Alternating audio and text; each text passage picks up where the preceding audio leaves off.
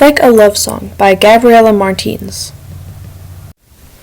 Natalie is living her dream, topping the charts and setting records as Brazilian's pop star, until she's dumped spectacularly on live television. Not only is it humiliating, it could end her career. Her PR team's desperate plan? A gorgeous yet oh so fake boyfriend. Nadie reluctantly agrees to play along, but William is not what she expected. She was hoping for a fierce bad boy, not a soft-hearted British indie film star. While she fights her way back to the top with the sweet and surprisingly swoon-worthy boy in her arm, she starts to fall for William and realizes that maybe she's made the biggest fake of them all. Can she reclaim her voice and her heart?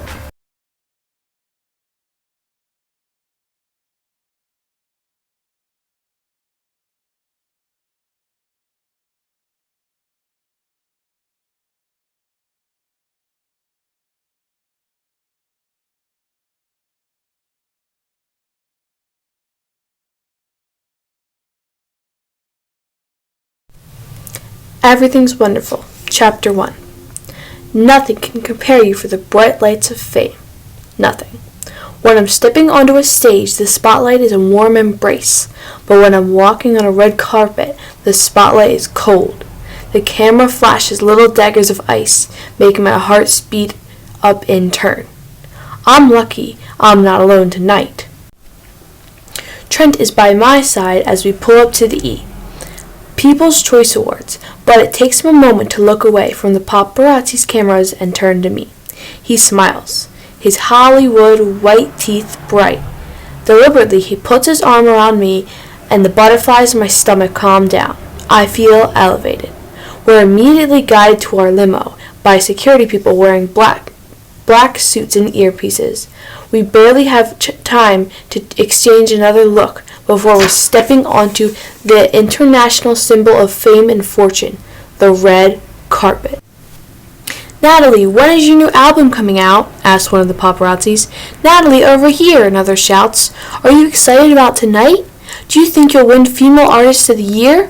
"Natalie, Natalie, over here, Natalie." The trick on posing the red carpet is to suck in your breath.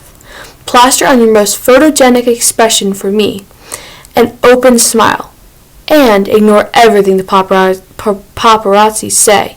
Nobody looks good mid-speech, and this is all about looking good. Force your eyes to stay open, but somehow make it seem natural.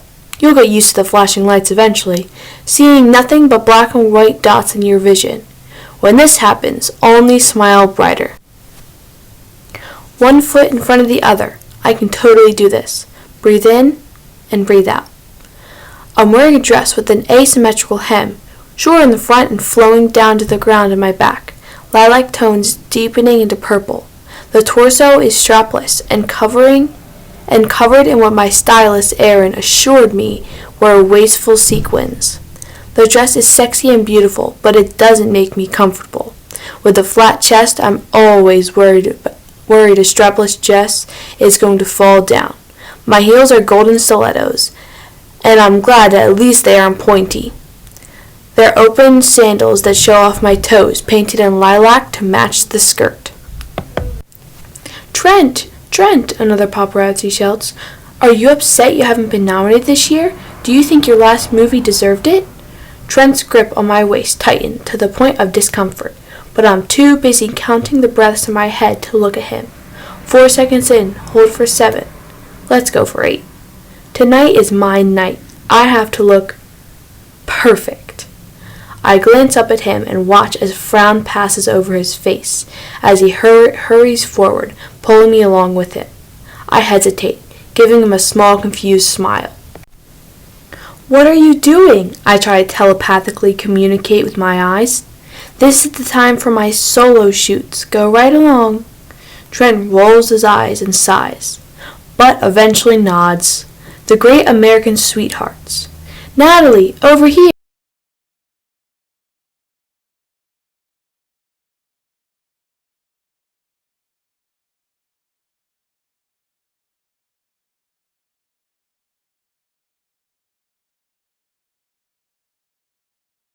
here. The voices pull me back in, so I let myself drown in them. I turn sideways, showing off my bare back, tilting my head towards the cameras just enough so that no belly rolls will show. I have rehearsed this thousands of times. Only turn 20 degrees, never 45. This is going to be okay. Gripping my Chanel purse close to my body, I repeat to Martra, it's going to be okay.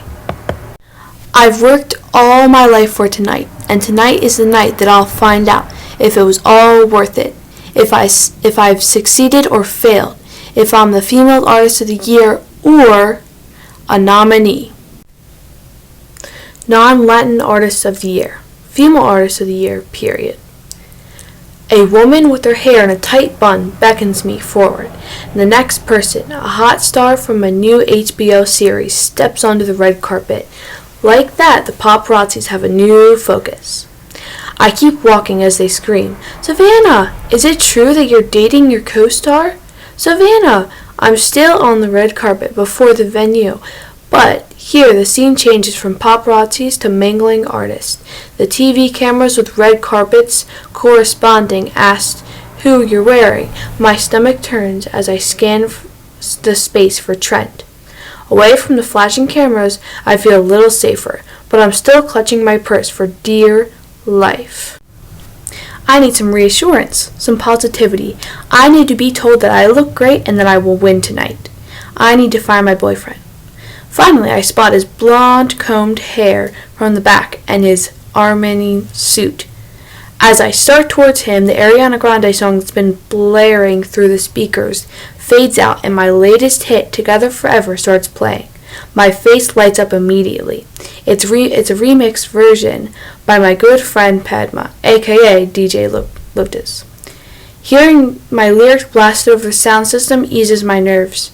People like Trent will never understand what it's like to walk into a room full of people who are completely confident in their own place in the world and feel like you don't belong. Knowing that they're all listening to my voice, telling them that I do belong as much as they do.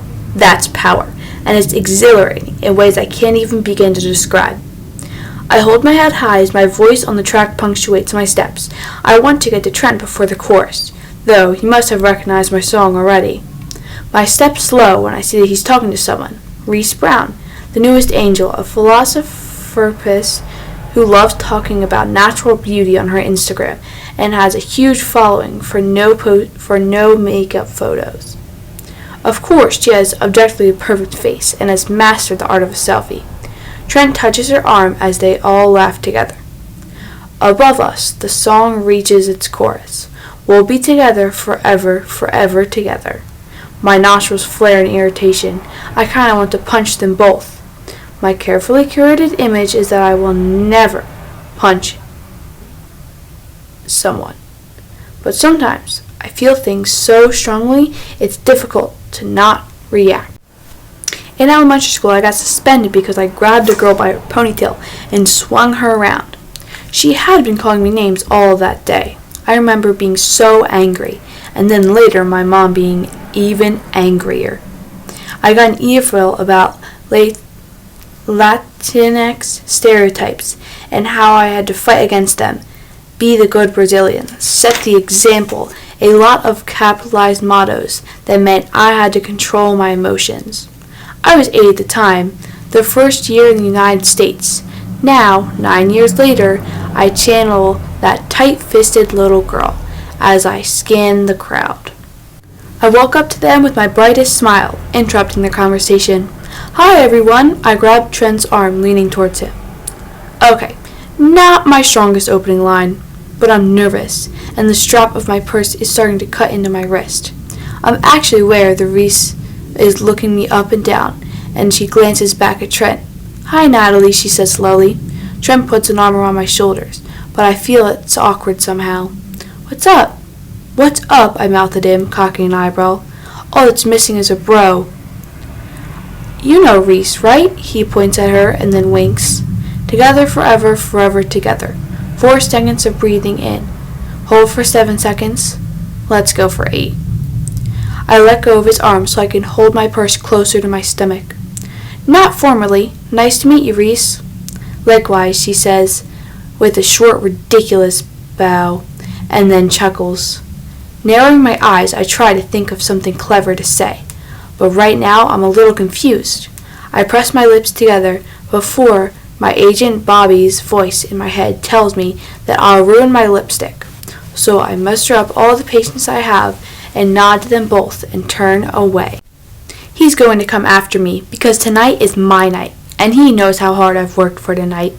Except after walking for several seconds, clutching my purse so tightly that my knuckles are turning from brown to white, Trent doesn't call out my name or turn around in a romantic gesture. He doesn't grab my wrist or someone bumps into me, and it's not Trent. The impact knocks my purse out of my hands and its contents spill onto the carpet. "Oh my God, I'm so sorry. I was looking at Mimi," he says, the British accent catching me off guard. I still choose to ignore him as he kneels down to gather my things. This is so embarrassing. "It's okay," I tell him, my tone sharper than usual, "but I need my purse.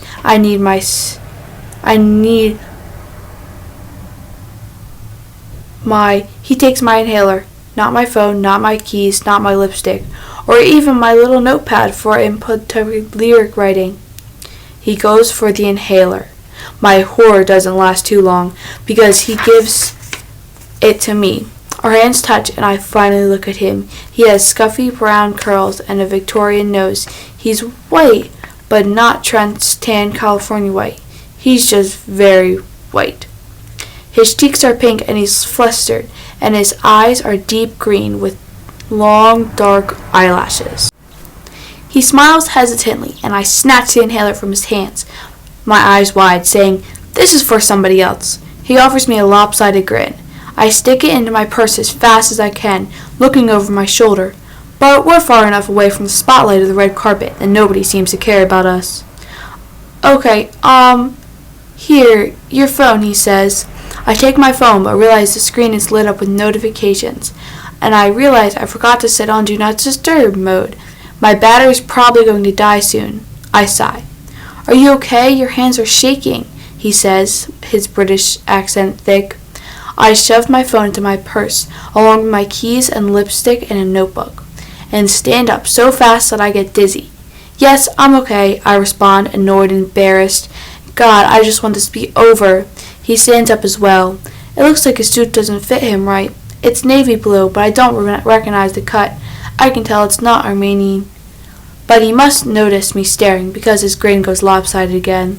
He says, "It's my first time at this too, but don't be nervous. It's a stupid facade anyway." I part my lips, blinking slowly. "Woo." He shrugs. "It's so fiercely that I just shallow people making believe." He pauses, his mouth tugging down at the corners. "I wish I weren't here as well. I can bet you can think of 1,000 ways to spend your Friday evening, right?" He chuckles and pats my arm in a friendly manner. "It'll be over before you know it." "Stupid?" I say, taking a step back, the simulation of everything I've worked for my entire career. "Stupid? Who does this guy think he is? Does he think he's better than—" Either ignoring my expression or unbothered by my deep offense, he offers his hand. "I'm William Ainsley, by the way."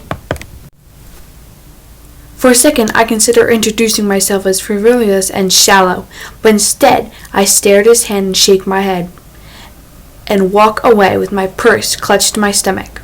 I take another breath and refocus on my wonderful evening, my night to shine. And that is the end of Chapter 1. Don't forget to like and subscribe and share your thoughts in the comments on the first chapter.